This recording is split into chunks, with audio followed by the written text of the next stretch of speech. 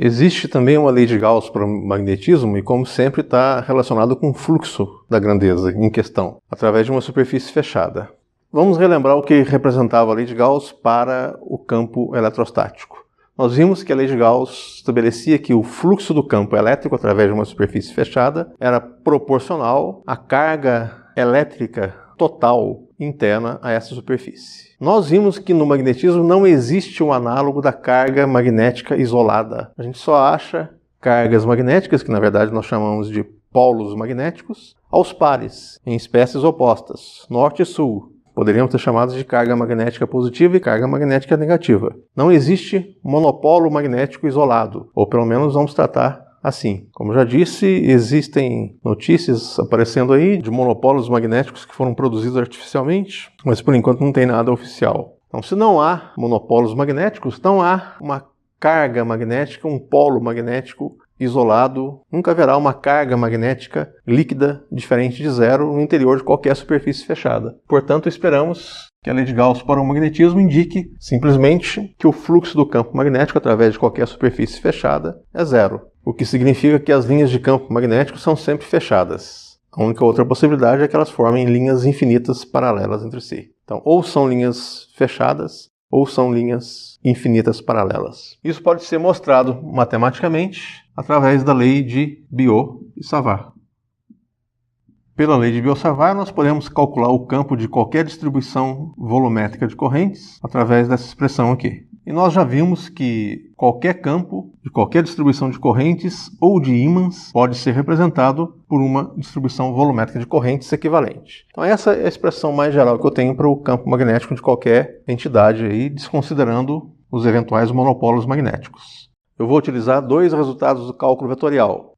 Gradiente de 1 sobre R menos R' é menos R menos R' dividido por módulo de R menos R' ao cubo, que é justamente o vetor que faz parte desse produto vetorial no integrando da minha equação de Biot-Savart. E vou usar também uma identidade do cálculo vetorial, que é basicamente a regra da derivada do produto especializada para o operador nabla. O rotacional de uma função que é o produto de uma função escalar por uma função vetorial é a derivada do primeiro, ou seja, o gradiente de psi, multiplicada pelo segundo, que é a função vetorial f, respeitando aqui a natureza do produto vetorial, mais a primeira multiplicada pela derivada da segunda, que é o rotacional de f. Bom, essa expressão aqui implica que o meu campo B pode ser escrito como menos μ0 sobre 4π, integral de volume sobre a distribuição de correntes, de J de R' vetorial do gradiente de 1 sobre módulo de R menos R'. Onde agora eu tenho aqui um produto vetorial que eu posso utilizar essa expressão para simplificar. Então essa expressão aqui eu vou aplicar identificando o psi,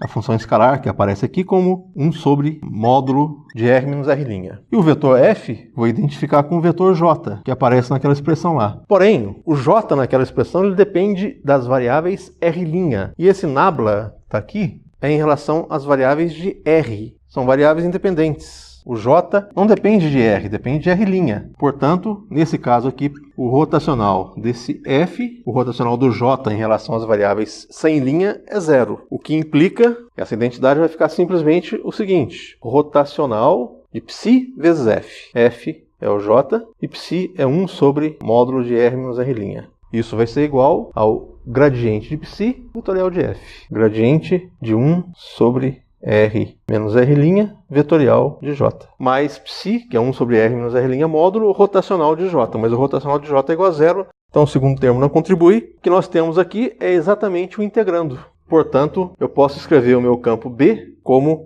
Vejam, o produto vetorial é anticomutativo. Aqui eu tenho o gradiente de 1 sobre R menos R' módulo vetorial de J. E aqui eu tenho J vetorial de gradiente de 1 sobre R menos R' módulo. Porém, tem esse menos aqui na frente. Então eu posso escrever isso tirando o sinal menos de novo e deixando μ0 sobre 4π rotacional do J sobre R menos R' módulo.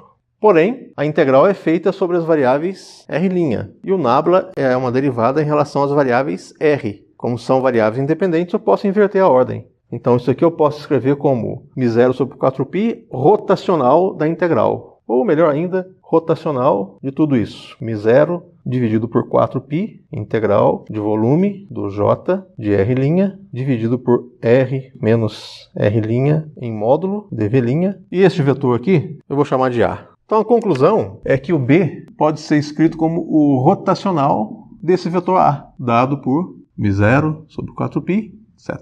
A lei de Gauss, ela se refere ao fluxo do vetor através de uma superfície fechada.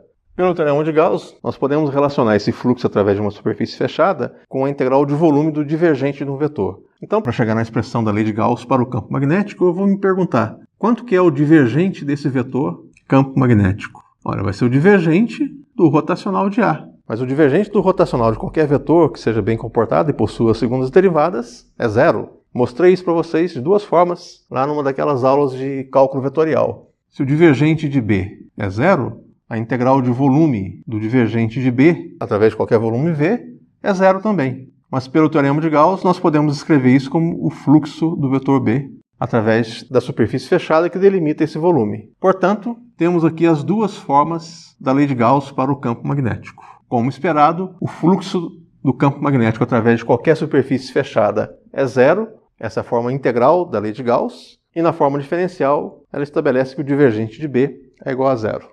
E traduz matematicamente esse fato experimental, que pelo menos até agora oficialmente não foi contrariado, que não existem monopolos magnéticos. Não se encontraram ainda monopolos magnéticos na natureza. A partir do instante em que for confirmada a existência de monopolos magnéticos, e como eu já disse, isso seria muito interessante, inclusive o Dirac, que já previu isso em 1932, nós teremos que fazer alterações nessas expressões, no eletromagnetismo em geral. Como consequência, então, não existem monopolos magnéticos, linhas de campo magnético, ou elas têm que ser fechadas, elas sempre formam um contorno fechado, a não ser que sejam retas paralelas infinitas. Ou seja, em uma determinada região, o campo é estritamente uniforme. Claro que não existe um campo uniforme que se estenda até o infinito. Então, em algum instante, esse campo uniforme tem que deixar de ser uniforme, as linhas de campo deixam de ser retas paralelas e elas têm que se fechar através de um contorno qualquer para garantir que o seu divergente seja sempre zero.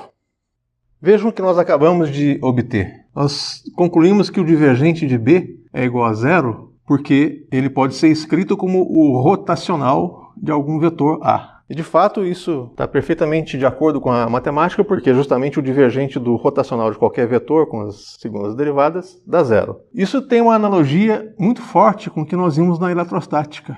Na eletrostática, o rotacional do E era igual a zero. E isso nos possibilitou escrever o campo elétrico como o gradiente de alguma função, que no caso nós chamamos de menos V. E isso está de acordo com a propriedade do cálculo vetorial que estabelece que o rotacional do gradiente de qualquer função bem comportada, com segundas derivadas, é igual a zero. Nós chamamos essa função de um potencial eletrostático para o campo E. Essa função vetorial aqui desempenha um papel semelhante, conquanto que para outras relações, a relação do divergente e o divergente do rotacional. Mas é também um potencial. Então, esse potencial é um potencial vetorial para o campo magnético, então chamamos de potencial vetor ou vetor potencial magnético, e é dado por aquela expressão que nós acabamos de ver, para uma distribuição volumétrica de correntes, dessa forma, e que pode ser facilmente adaptada para distribuições filamentares ou distribuições superficiais. Então, para correntes superficiais, representadas por uma densidade superficial de corrente K, o potencial vetorial seria μ0 sobre 4π.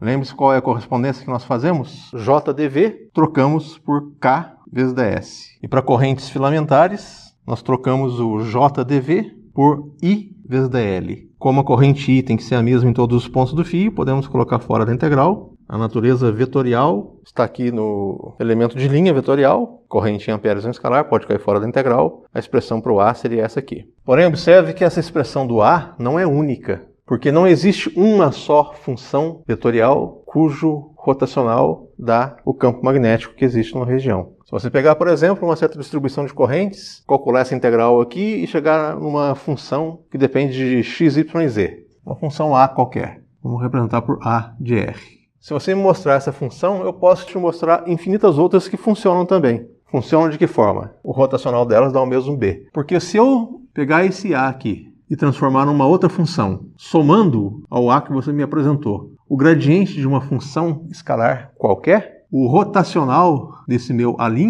vai ser o rotacional do seu A mais o gradiente da função ψ que eu somei, que é o rotacional do seu A mais o rotacional do gradiente da função ψ arbitrária que eu somei ali. Mas o rotacional do gradiente de qualquer função comportada, com as segundas derivadas, é zero. Então veja, qualquer função ψ que você imaginar, calcular o gradiente dela e somar a uma função vetorial cujo rotacional dá o B, vai ter um rotacional que também representa o mesmo campo magnético. A função potencial eletrostática também não era única, né, mas a menos de uma constante. Você poderia no máximo somar uma constante à função e continuar tendo o mesmo campo eletrostático representado por ela. Mas isso aí se traduzir numa liberdade de escolha do referencial desse potencial. Você pode escolher o potencial como sendo igual a zero no infinito ou logo ali, então tanto faz. Isso é só uma questão de referência, porque o que tem significado físico direto é a diferença de potencial entre dois pontos. Aqui a liberdade é muito mais forte. Você tem funções completamente diferentes entre si que representam o mesmo campo vetorial. Bom, classicamente, acontece que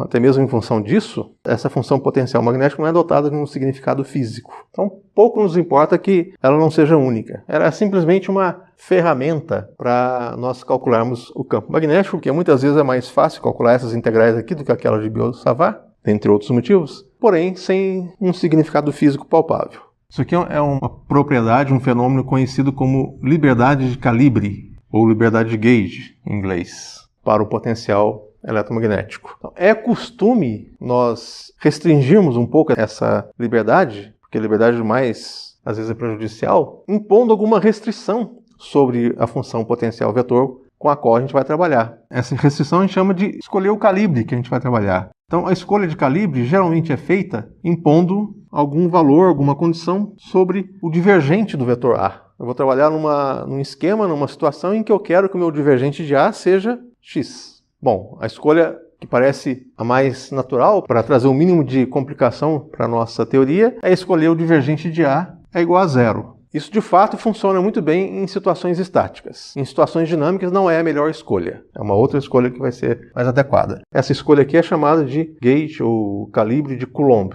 ou gauge transversal. Então, essa escolha aqui é boa para a magnetostática. Só para dar um outro exemplo, para eletrodinâmica em geral, onde os campos elétricos e magnéticos podem variar no tempo, a escolha mais comum, a mais vantajosa, geralmente é o chamado gauge, ou calibre de Lorentz, que é conhecido então como gauge de Lorentz. Mas nós vamos trabalhar com esse aqui. Então percebam bem que essa escolha não faz diferença na física de cada situação. As conclusões que a gente chega são independentes da escolha do gauge que a gente faz, independentes da escolha de calibre que nós fazemos. O detalhe é que se nós escolhermos calibres não apropriados para trabalhar uma certa situação, nós podemos ter muito mais complicação matemática, algébrica, para chegar nos resultados finais. Mas as conclusões sempre serão as mesmas. É fácil verificar que essa escolha aqui, que eu fiz do A, tem divergente igual a zero. Então essas expressões do A aqui já satisfazem o gauge, o calibre de Coulomb adequado para a magnetostática.